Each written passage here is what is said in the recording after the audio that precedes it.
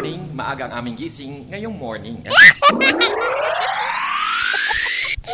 Hello, good morning, maaga ang aming gising ngayong umaga dahil merong blessing. Kaya yung mga kaibigan namin ay nakangiti dahil ang aming babasbasan sa araw na ito ay isang milk tea house. Kaya samahan niyo po kami sa araw na po ito.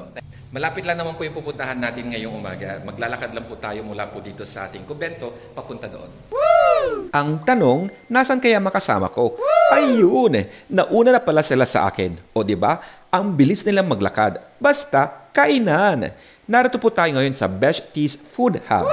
Dito lamang ito sa harapan ng munisipyo dito sa bayan ng Agno. Narito ang kanilang mga iba't ibang mga produkto.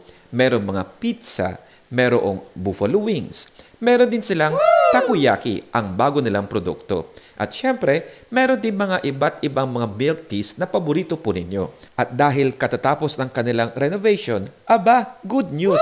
Naka-aircon na ito ngayon. Kaya, masarap nang tumambay kasama ang barkada. Pagkatapos ng blessing, ayan, kainan na naman. Merong fried chicken, ang paborito nating nachos. At syempre, ang paborito ko, ang pesto. Kaya naman sa mga kaibigan natin, tara na! Thank you po!